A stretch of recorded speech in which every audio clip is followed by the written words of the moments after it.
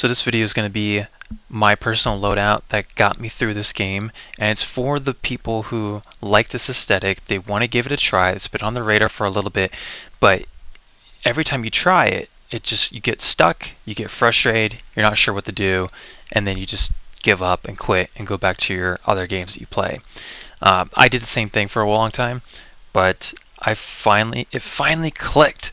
It finally clicked for me, and I just want to share that with you because this game's a bit of a hidden gem, I would say. It's been around for many years, but not that many people talk about too much, and they're not making any more games about it, which kind of sucks now because I just got into this.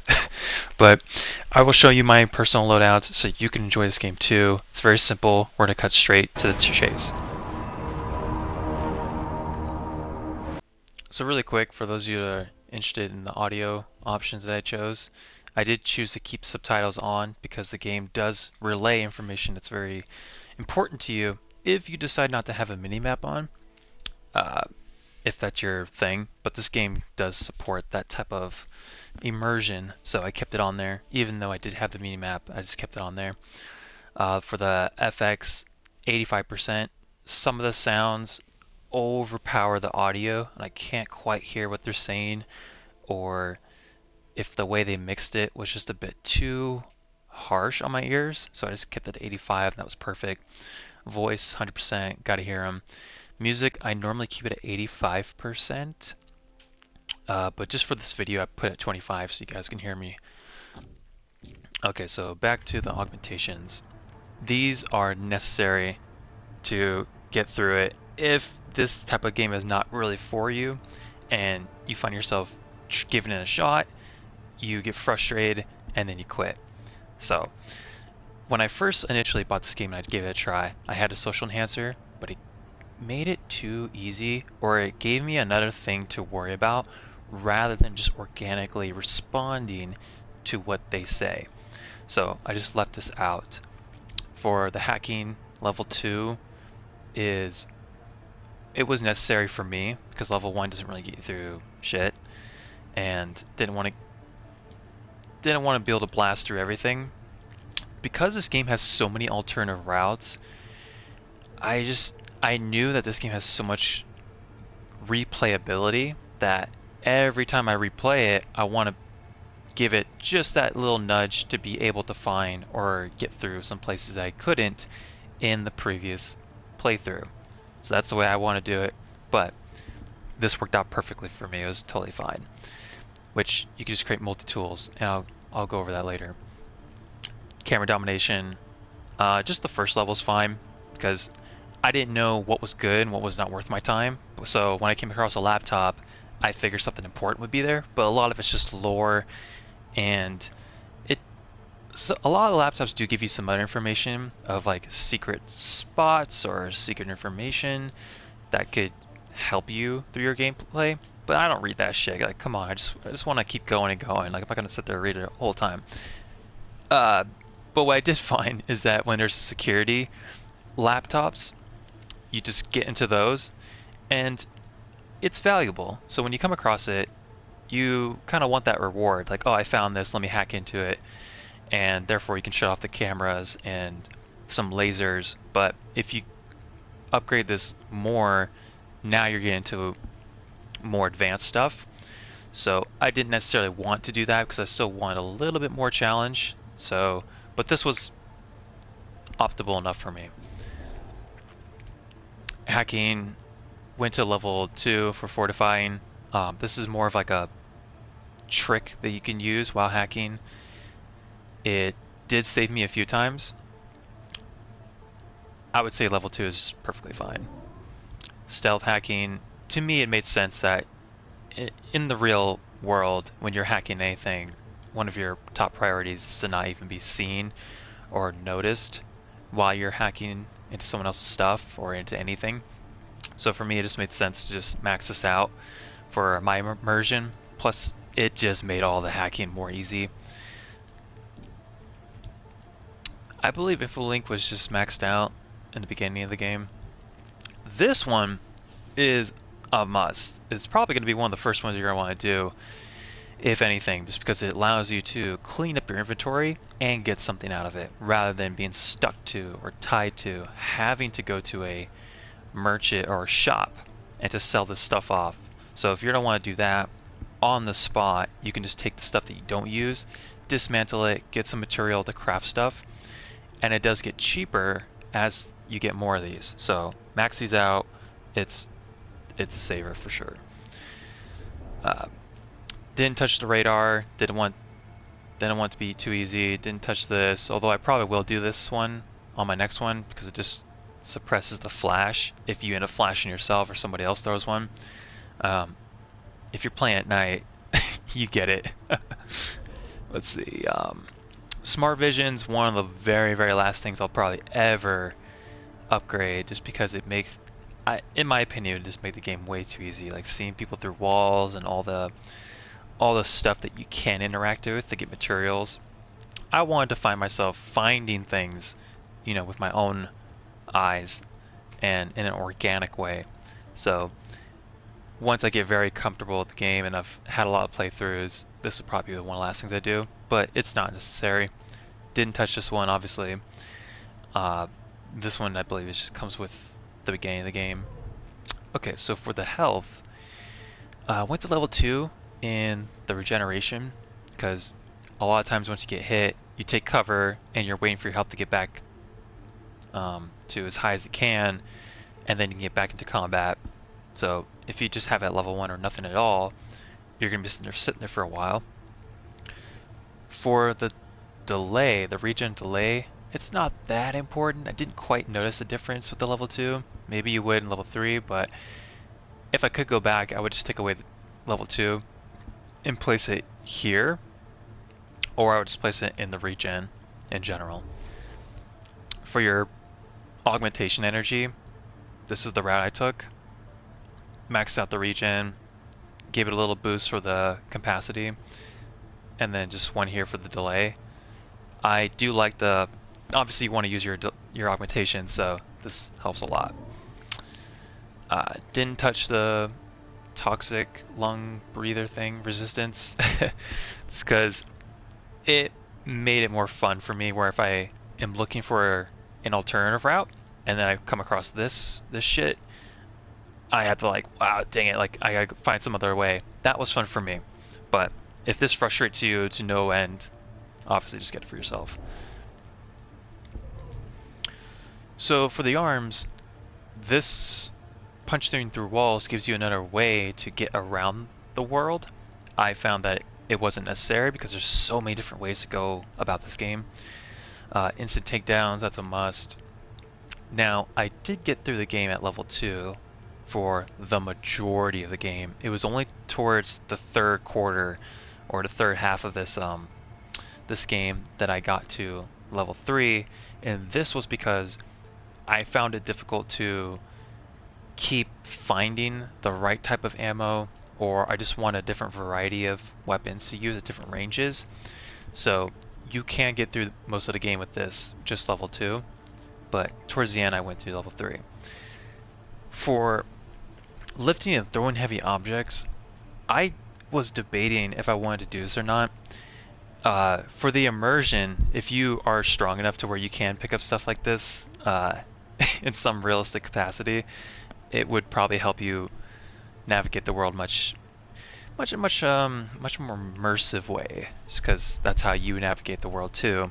But for the majority of the game, I did not have this power up. It was only till the very last level when they put you into London, this big city, and at the very end of it, you're gonna fight a boss. But there was a point where I found myself in a hallway and I broke stealth. Everybody was trying to fire at me. I had to run my ass into some location. I didn't know where I was going, and I got cornered. They were going to breach the doorway and come down the hallway to me, and I was just stuck. And the only way through was to move a very heavy object out of the way. So I normally kept 2 available points, 1 or 2 on me, the entire gameplay through. And this did save me before, because I do find myself in situations where I'm like, oh, I don't know what to do, and I'm so used to games being much more streamlined to where it's not that much thinking. You just kind of go through it. There's some puzzles here and there, but this game's a little bit different. There's so many different routes you can take and methods of engagement you can do. It's, if you're not in the mindset of that, you may find yourself frustrated. So having 2 or 1 point available allows you to get yourself out of a sticky situation that is frustrating you. And this was one of those moments that I did get super frustrated with, but it did allow me to progress the game because I did hold those 2 points in reserve. So you can get through the game, or I did at least, without this augmentation, but at the very end I decided to do this one. For gun control, I just went with the stability. Only 1 in the reload section. Didn't touch this one. I only got the first augmentation of the hacking because I thought it was pretty cool. It's almost like having a little flipper zero on you. But it totally helped with navigation and just feeling like you're some cyborg, you know, controlling things. If you go a little bit more in that, you can start doing security stuff like lasers and turrets and whatever else. But I didn't want it to be too easy, right? Because this game has so much replayability that every time I do play it, I want it to feel like it's different, where I have new abilities, new pathways I can take, and the game does get easier because I made it as hard as I could, but also still achievable. And that's what is most fun for me. Okay, where am I at? Didn't touch these 2. Although this one is super duper helpful because you can take out multiple targets if you upgrade it all the way, and you can what's the wording? Kind of like disable or stun those big brute guys, which are like all augmented out, and which will allow you to do a melee kill on them. Otherwise you wouldn't be able to, but it's pretty good. But I chose not to do it because it's just not necessary.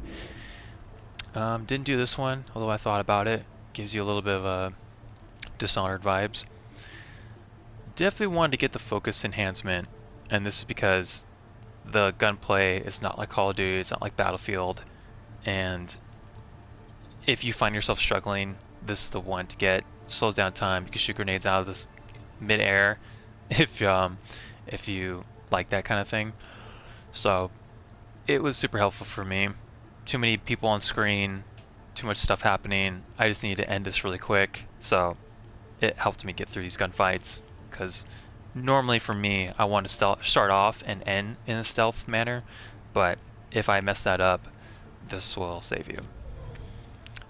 Didn't touch this because I didn't want to put myself in a situation where I had to use that, although I'm sure it'll be nice in some new Game Plus modes.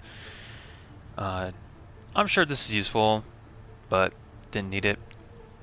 I did use the Icarus landing a ton, just because I didn't want to walk the stairs. This will help you progress through the story and keep your engagement, because the story is part of the thing that pulls you through the game. And when I first initially got this game, it was frustrating because I kept running into situations where I didn't know how to handle it. My mind is so used to these modern games that I'm coming out for the last 10 years that I didn't have the right mindset to keep pressing forward and to navigate myself in this varied pathway and varied combat style game. So this can just help you keep pushing, keep going, and not have to delay, you know, going upstairs, going up and down stuff, watching your fall. It was good for me. This one will break the game. It will break AI. It will break the laser system. So I used it as a crutch in very sticky situations where I didn't see another way where I could get past this, where the frustration would be higher than my enjoyment. So getting this one will just bypass that frustration, although I didn't want to overpower it. I didn't want this to be my go-to, so I kept it very minimal and didn't want to be overpowered. So just use it sparingly. Rhino Skim, just get the first one. It'll be fine. Obviously, it just gets better as it goes on. Titan, this was a personal thing for me. Like I said, I want to stay in stealth as much as possible. Because this game to me, in a lot of ways, it feels like Splinter Cell. It feels like Splinter Cell a lot to me. It's first person, it's cyber, like sci-fi stuff, but all in all, it's got that vibe that I've really been missing. And Metal Gear Solid doesn't quite fit that Splinter Cell vibe to me personally. I did grow up on Splinter Cell, and the only game I've ever had of Metal Gear Solid is Metal Gear Solid 5. And yet it still didn't scratch that itch, but this game does. And so, where was I going with that? Anyway, if I do break stealth and I go into combat, or if I'm just in the mood to just blast through people because I got a bunch of ammo, like why not? Just put this thing on and you'll tank a lot of damage. You'll just tank it, and you can just focus on more on killing one target at a time rather than freaking out and just dying over and over and over. For the legs, I just did the first one because I like having verticality and being able to explore.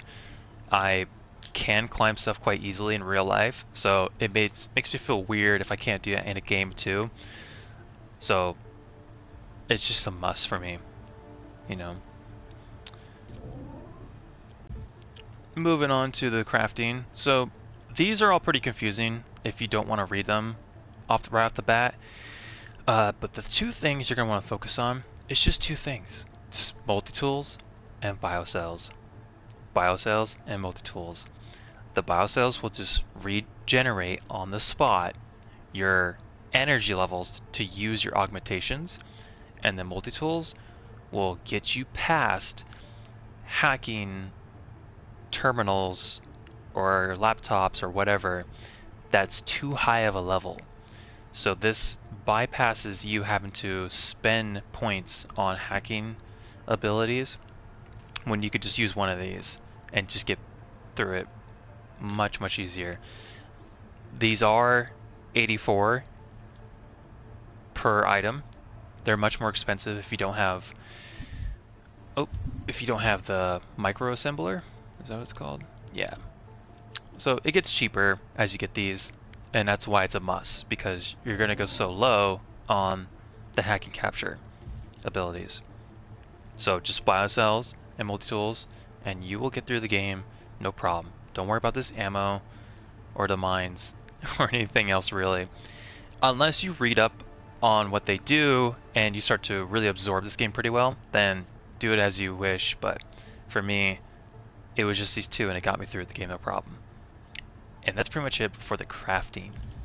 For the inventory, the combat rifle was my go-to throughout the entire game because it does a little bit of everything. It's got lots of ammo, you can shoot really fast, it's got decent range, it just does everything. So I kept it the entire way. I upgraded it as much as I could where it made sense.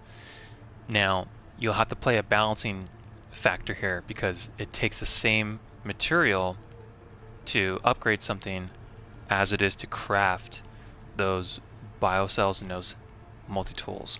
So do it sparingly so that you don't find yourself in a situation where you want to hack something and you don't want to frustrate yourself trying to find a different route, or if there is no route.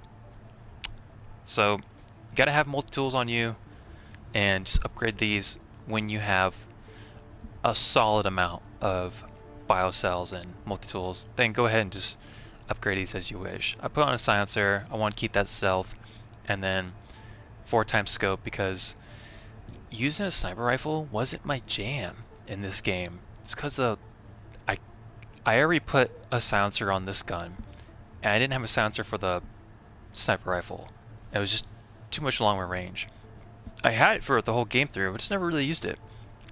But towards the tail end of the game, I switched it out for a battle rifle.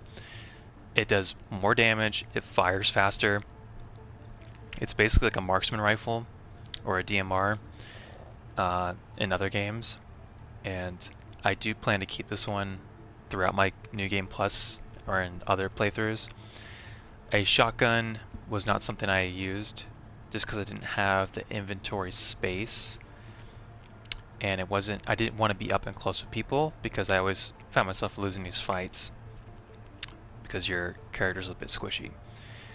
If I ran out of ammo with the assault rifle, I would just go to the submachine gun, and it did the job just fine. Plus there's a lot of enemies use this gun, so good amount of ammo that you'll have as well. The pistol was a must for me because it does use two different types of ammo types, which are very useful, and everybody uses a pistol, or it seems like, and you just won't go low on ammo at all. You can do a burst, but the semi was fine because, again, I'm not trying to go into firefights, direct firefights. I'd rather be an indirect firefight, and I will slap a silencer on this as soon as I can in my New Game Plus, but for me it was pretty important to keep this. If I was in the mood to reserve ammo or to just not kill them, I'll use a stun gun. You will have to be relatively close to the target, otherwise it just won't hit them, which is odd, but I'm okay with it. But yeah, it keeps you in stealth, so it's cool. One shot to, I believe, any part of the body. Devastator shotgun, I found this on the ground somewhere, like past the halfway point of the game. It's fun, it's cool, but if you don't have the inventory space to use it, it wasn't worth it in my opinion. But I did max out my inventory space because I did want more variety, and I found myself low on ammo and a lot of fire engagements because I didn't have the inventory space to hold that many ammo types. Hope that makes sense. So more guns means more ammo types, and since if you just have a combat rifle, as you see here, it doesn't produce multiple slots, it just all piles up in one slot. So the more slots you can have with ammo types, the better off you'll be to just handle the situation as you see. For the software, I don't know, are these chips or something? I don't know. But I didn't care to go after these. I just picked them up as I got them, and I just used them as I understood how to use them. Wasn't that big of a deal to me. But again, keep bullet tools on you, keep biocells on you, and that's going to get you through this game. So again, this is a personal loadout that got me through the game, coming from someone who does not normally play these type of immersive games and can find it frustrating when coming across one. You really want to like it, but it's just not clicking right. There's a reason for that. It's a skill gap. So it may not always click right away, but just use this template as a skeleton, as a blueprint to inspire you that you can get through it, and it's very, very enjoyable once you can get through the entire game. It's very encouraging. Use the story, do the side missions, and you'll be fine.